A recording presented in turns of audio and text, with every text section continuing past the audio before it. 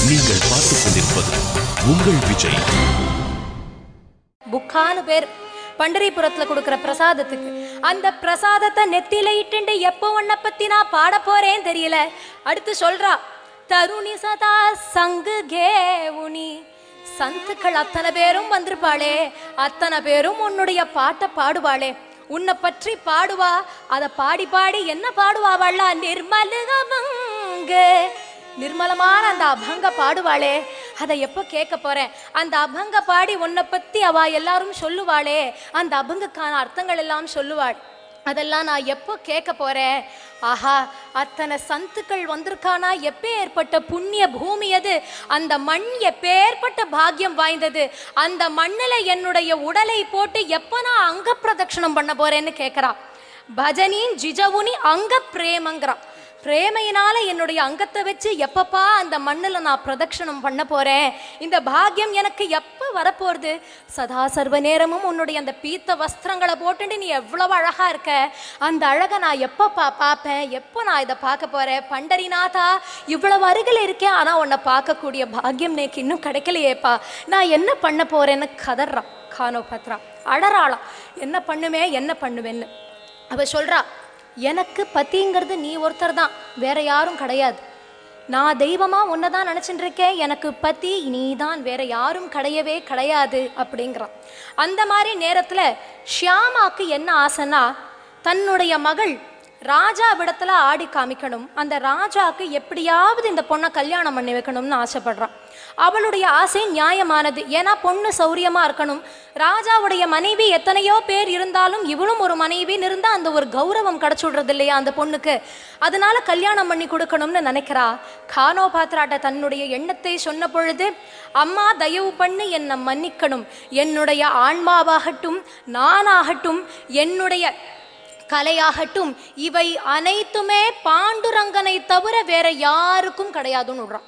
பாண்டுரங்கனுக்கு மட்டுமே இதெல்லாம் அர்ப்பணம், வேற யாருக்கும் கிடையாது. ஆண்டாள் சொல்லலையா, மானிடர்க்கு அல்லங்கிறாவோ, நான் பிறவி எடுத்தது மானிடர்க்காக கிடையாது, ஒன்னு அடையறதுக்கு அப்படின்னு சொல்றா. அதே போல கானோபாத்ரா இறைவனை மட்டும் அடைவதற்காகத்தான் என்னுடைய உடல் பொருள் ஆவி இந்த கலை எல்லாம். நிச்சயமா ராஜாக்கு என்னால ஆட முடியாதுங்கிறா. அதாவது இதுல ஒரு விசேஷம் பார்க்கணும். அவ அம்மா என்ன நினைச்சா, இந்த பொண்ணு தன்னுடைய ஆடல் கலையினால் அரசனை அடைய வேண்டும் என்று நினைத்தாள் அவ அம்மா. ஆனா இவளோ தன்னுடைய கலையினால் அந்த அரங்கனை அடைய வேண்டும் என்று எண்ணினாள். சாக்ஷாத் அரங்கனை போய் அடையணும்னு அவ நினைச்சுட்டு இருக்கா. அவ அரசனை போய் சேரணும்னு நினைக்கிறா அம்மா, பொண்ணோ அரங்கனை சேரணும்னு நினைக்கிறா. அப்போ இவ சொல்லிட்டா, இன்னொரு தரம் ராஜாட்ட ஆடு இதுன்னு ஏதாவது சொன்னேன்னாக்க என் உயிரை விட்டுடுவேன், அவ்வளவுதான் அப்படின்னு சொல்லிடுறா. பொண்ணு இப்படி சொன்ன உடனே ஒரு பக்கம் அம்மாவுக்கு சந்தோஷமா இருக்கு, இன்னொரு பக்கம் வருத்தமா இருக்கு. ஏன்னா இந்த பொண்ணை பொத்தி பொத்தி வளர்க்குறா, யார் கண்ணுக்கும் தெரியாத மாதிரி இந்த பொண்ணை வளர்க்குறா. ராஜா கண்ணில் படாத இந்த பொண்ணை எப்படி காப்பாத்துறதுன்னு அவளுக்கு. பொண்ணு இவ்வளவு பக்தையா இருக்காங்கிறதுல சந்தோஷம். அப்போ கேட்குறா, கொஞ்சம் மனசு இறங்கி வரக்கூடாதாங்கிறா. அப்போ சொல்றா, முடியவே முடியாது, என்னுடைய பதி சாக்ஷாத் நாராயணன்கிறா. பதித து பாவன மணவிசி நாராயண, பதித து பாவன மணவிசி நாராயண, பதித து பாவன மணவிசி நாராயண, நாராயண நாராயண நாராயண நாராயண நாராயண நாராயண நாராயண நாராயண. तरी सांभाळी वचन भीत, तरी सांभाळी वचन भीत, वागविसी जाण, तरी सांभाळी वचन भीत, वागविसी जाण, पतित तू भावना मणविसी नारायण नारायण नारायण नारायण नारायण. यादी शुद्ध नाही भाव दुष्ट आचरण स्वभाव, यादी शुद्ध नाही भाव दुष्ट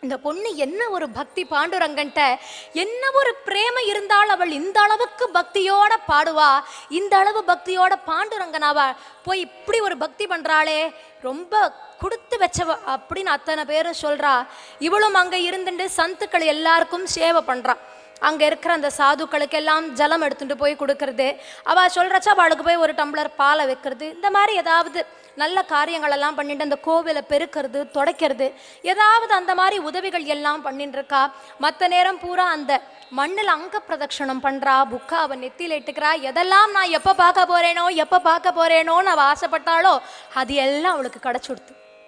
ஆனால் இப்போ என்ன பயம் வந்தது தெரியுமா அவளுக்கு? பாண்டுரங்கா, இத்தனை காலத்துக்கு அப்புறம் என்ன நீ வரவழைச்சிருக்க, எப்படி ஒரு கல்யாணம் ஆன பொண்ணு அம்மாவாத்துக்கு போய் ஒரு 2 நாள்ல மாமியார் ஃபோன் பண்ணி இங்கே வந்துடுன்னு சொல்லுவான்னு பயப்படுற மாதிரி இந்த பொண்ணுக்கு என்னை திருப்பி அவ கூப்பிட்டுடுவாளோன்னு பயம். இந்த பண்டரிபுரத்தை விட்டு நான் போக வேண்டிய நிலைமை வந்துடுமோன்னு பயப்படுறாளாம். பாண்டுரங்கா, தயவு பண்ணி இங்கேருந்து போற அந்த ஒரு துர்லபத்தை மட்டும் எனக்கு கொடுத்துடாத, நான் எப்பவும் இங்கேயே இருக்கணும், உன்னோடையே இருக்கணும்ப்பா, அதற்கு நீதான் எனக்கு அருள் புரிய வேண்டும்னு பிரார்த்திக்கிறாளாம் பாண்டுரங்கன்ட்ட. இப்படியே சந்தோஷமா இருந்துட்டு இருக்கிறப்போ சந்த் ஞான் தேவை பத்தி கேள்விப்படுறான். தன்ய ஞான தேவா, அந்த ஞான் தேவ் சன்னதிக்கு போன உடனே துள்ளி குதிக்கிறாளா. ஆஹா பாண்டுரங்கா, உன்னுடைய மகிமை எப்பேற்பட்டதுன்னு அணுவா அத்தனை பேருக்கும் சொன்னவர் சந்த் ஞான்தேவ்.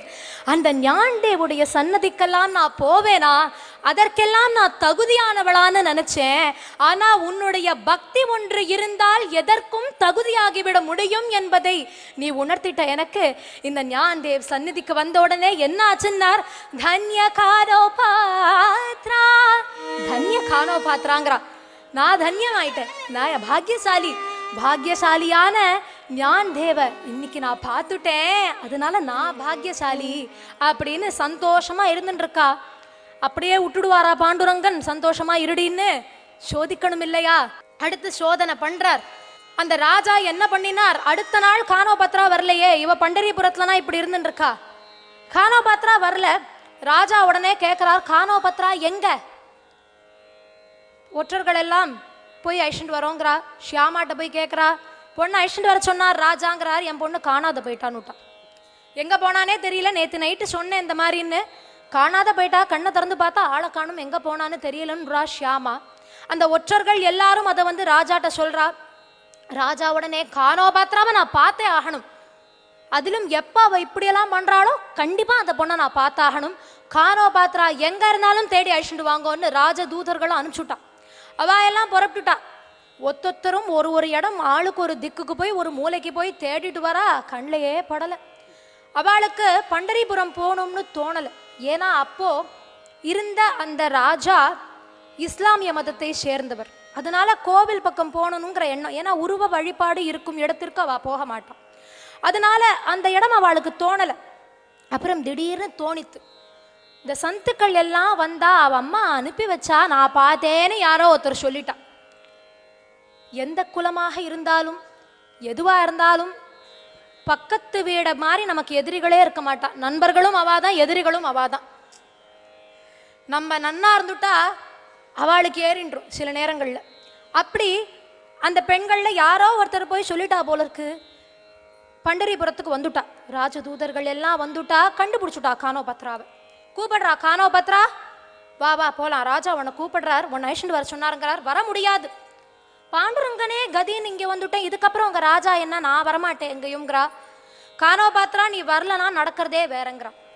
உங்களால் என்ன முடியுமோ பார்த்துக்கோங்க, நான் வரப்போறதில்ல, இங்கே தான் இருப்பேன். கானோபாத்ராவை உன்னை கொல்றேன், உன்னை கொன்னுடுவேன் அப்படின்னு சொன்னா கொன்னுடுங்கோ, எனக்கு ஒன்றும் கவலை இல்லை, உயிர் போறதை பத்தி எனக்கு பயம் இல்லைன்றுவா. அதனால அந்த தூதர்கள் என்ன பண்றா, புத்திசாலித்தனமா, கானோபாத்ரா நீ வரல உங்க அம்மா உயிர் போயிடுங்கிறா. உங்க அம்மாவை கொண்டுடுவோம். துடிச்சு போயிடுறா. என்ன பண்ணுவா, போய் கதறா, பண்டரிநாதா எது நடக்கக்கூடாதுன்னு நான் உன்கிட்ட கேட்டேனோ அதை நடத்திட்டேன். இதையாப்பா கேட்டேன் உன்னிடத்துல, நான் இந்த இடத்துலயே இருக்கணும்னு கேட்கிறேனே, அதை நிறைவேற்ற முடியாதா உன்னால?